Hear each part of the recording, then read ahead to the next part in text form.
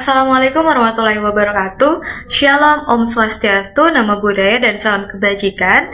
Perkenalkan, nama saya Flora Juliana Abbas dengan NIM 751540126016. Saya dari kelas 1A D3 Kebidanan.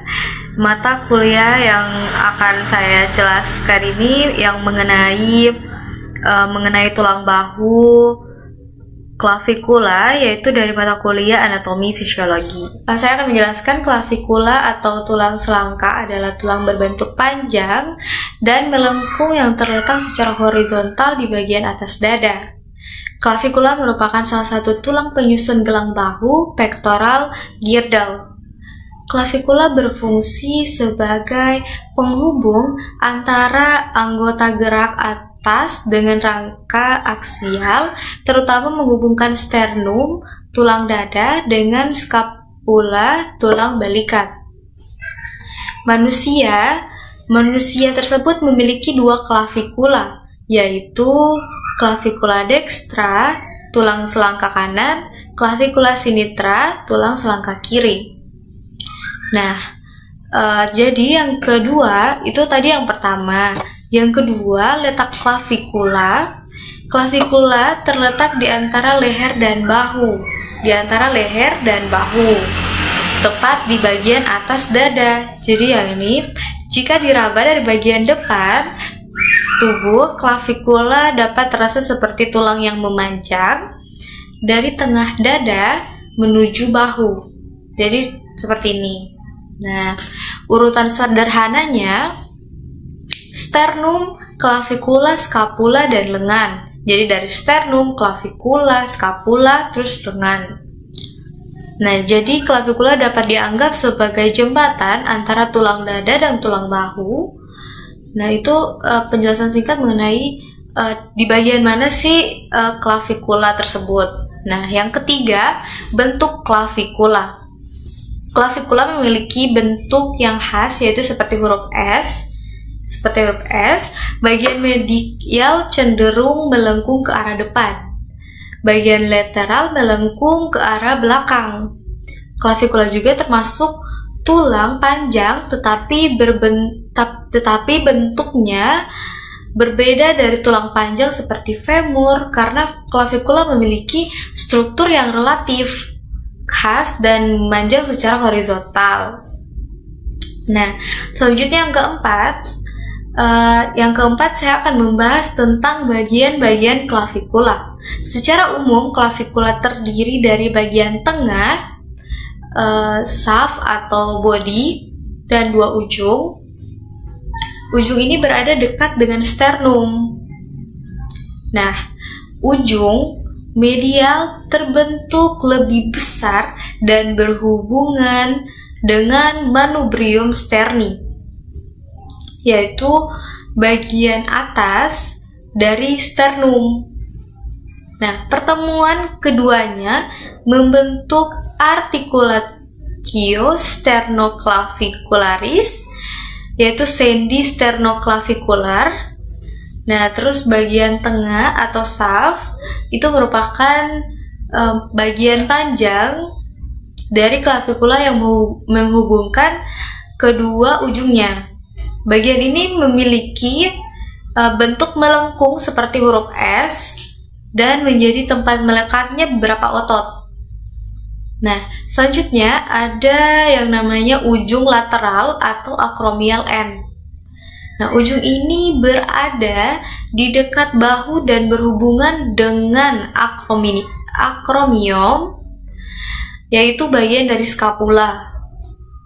Nah, pertemuan keduanya membentuk articulatio acromioclavicularis, sendi acromioclavicular. Nah, terus yang kelima itu membahas tentang permukaan klavikula. Klavikula memiliki permukaan yang dapat dibedakan menjadi permukaan superior dan inferior. Permukaan superior relatif lebih halus dan menjadi tempat melekatnya beberapa otot.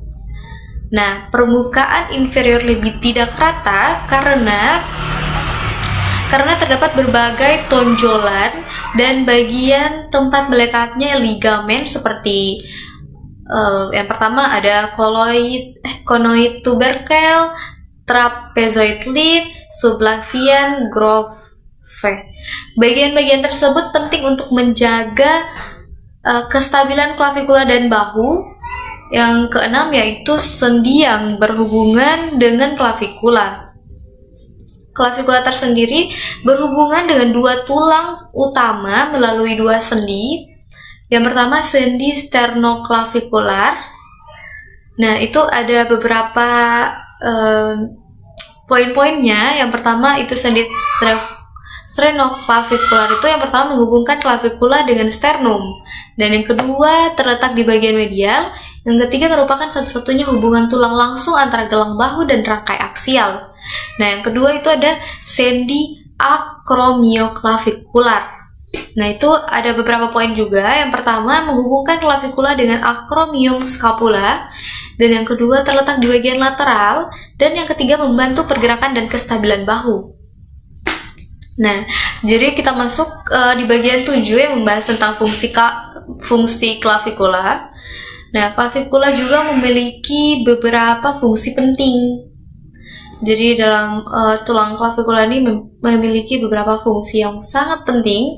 Yang pertama tuh ada menghubungkan bahu dengan rangka tubuh. Klavikula menghubungkan skapula dengan sternum sehingga anggota gerak atas memiliki hubungan dengan rangka aksial. Nah, yang kedua menopang posisi bahu. Jadi klavikula tuh menopang posisi bahu. Klavikula membantu menjaga bahu tetap berada pada posisi yang tepat dan tidak terlalu dekat dengan dada. Jadi biar klavikula tuh tidak terlalu dekat bahunya dengan dada. Nah, terus abis itu yang ketiga membantu pergerakan lengan. Gerakan klavikula ikut berperan ketika kita mengangkat, menurunkan atau menggerakkan lengan. Jadi itu gerakan-gerakan klavikula. Nah, yang keempat, melindungi struktur di bawahnya. Klavikula berada di atas beberapa struktur penting termasuk pembuluh darah dan saraf yang menuju anggota gerak atas sehingga juga berperan sebagai pelindung. Jadi klavikula juga bisa berperan sebagai pelindung. Nah, yang kelima, tempat melekatnya otot dan ligamen. Beberapa otot dan ligamen yang berhubungan dengan leher, dada, dan bahu melekat pada klavikula. Nah, itu pembahasannya. Sekarang kita lanjut ke yang ke-8, itu membahas tentang otot yang berhubungan dengan klavikula. Jadi beberapa otot penting yang melekat pada klavikula antara lain, jadi ada beberapa otot penting. Yang pertama ada musculus sternocleidomastoideus. Yang kedua ada musculus pectoralis major. Yang ketiga musculus deltoidalis, musculus trapezius, musculus subclavius. Tidak terulang semua. Jadi itu beberapa nama-nama medis tentang klavikula yang berhubungan dengan klavikula. Nah, selanjutnya kita akan membahas yang ke-9 yaitu ligamen yang berhubungan dengan klavikula.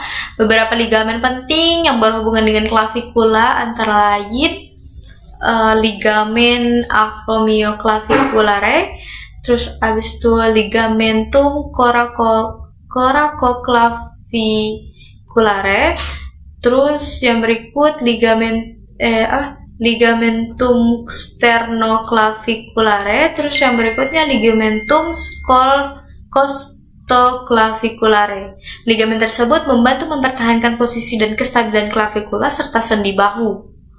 Nah, selanjutnya kita akan membahas yang ke-10 yaitu cedera pada klavikula. Klavikula termasuk tulang yang cukup sering mengalami fraktur atau patah tulang, terutama akibat dari hal tersebut yaitu jatuh dengan bahu terlebih dahulu. Misalnya ada seseorang yang jatuh dengan bahunya terlebih dahulu, itu bisa menyebabkan patah tulang, terus benturan langsung pada bahu, terus kecelakaan, terus cedera saat olahraga.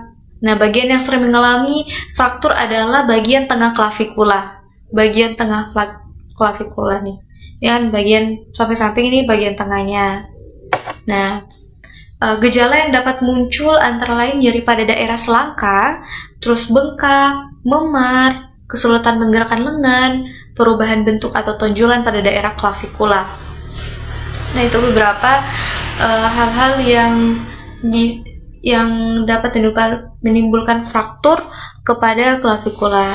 Nah, mungkin itu saja yang bisa saya sampaikan.